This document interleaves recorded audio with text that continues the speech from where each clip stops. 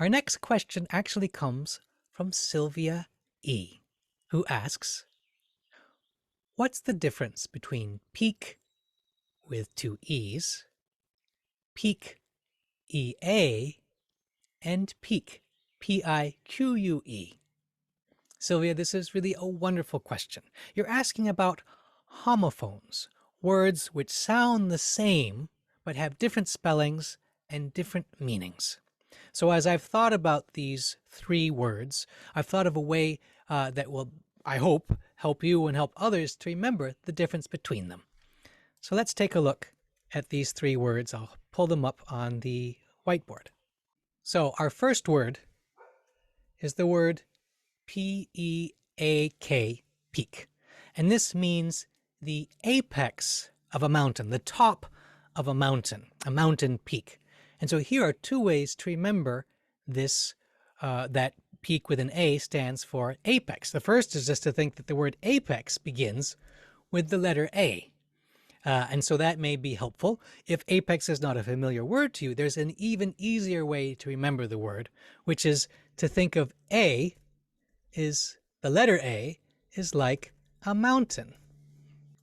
And since peak, P-E-A-K, has an A in it, we can use that visual image of the A being like a mountain to remind us, this is the word that refers to a mountain peak. Now our second word is peak with E-E. So peak, E-E, has to do with taking a quick or fleeting glance at something, to peek at someone or something out of the corner of your eye. So in this case, this has to do with sight.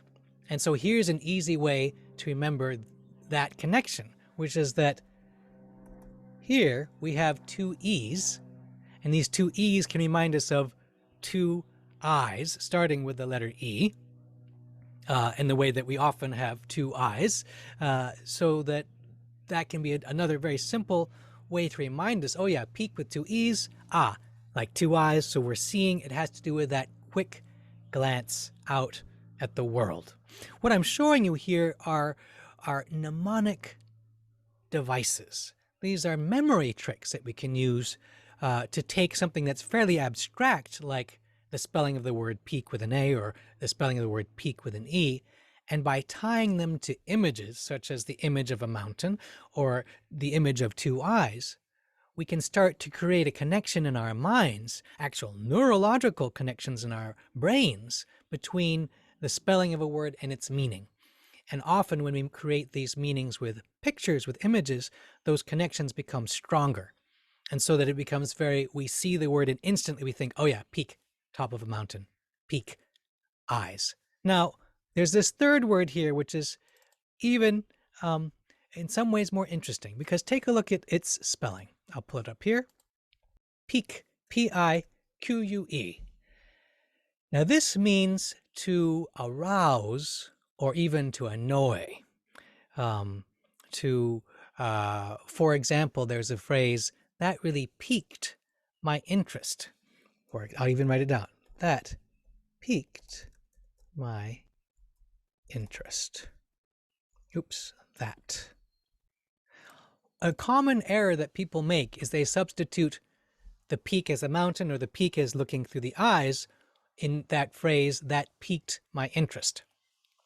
When what we really want is this Q-U-E version of P-I-Q-U-E version of peak. And this is a word that, like I've said, means to have something arouse or be or even annoying. And in fact, this is maybe a bad way to remember this word, but one way that I would have remembered this word as a young student would be, I'm kind of annoyed by having to write Q-U-E in this word. The spelling is a little bit more complicated. So since it's annoying, it has to do with something annoying us or being arousing interest in us, then that might be my way to remember that this particular word means to affect us in that way. Pique.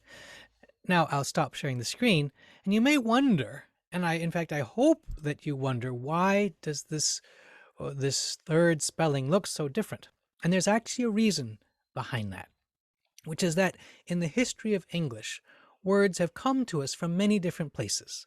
Some words come to us from Old English or from Middle English, and although their forms and spellings may have changed over time, they remain the old words of the depths of English or even the earlier depths in Anglo-Saxon. But other words arrived into English from other languages, including from French. So pique, as in P-I-Q-U-E, arrived in English from French. And because French has different spelling rules, different ways of spelling words, that's why that spelling may look a little unfamiliar or even foreign to our eyes.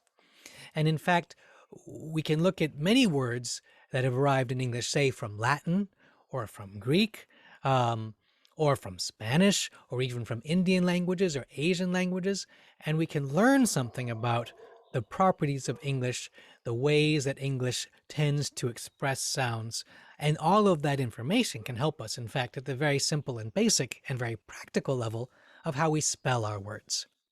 So I hope that those 3 tips will help you remember the difference between pique with an A, pique with 2 E's, and pique with an I-Q-U-E. And more than that, I hope that this process of creating mnemonic devices, creating memory tricks will help you. Because, of course, the next time you come across a set of homophones or words that look similar and sound different or sound the same but mean different things, you can create your own unique ways to remember those words based on your own imagery, what you see in the sound, what you hear in the sounds of the words, what you see in how the words are spelled.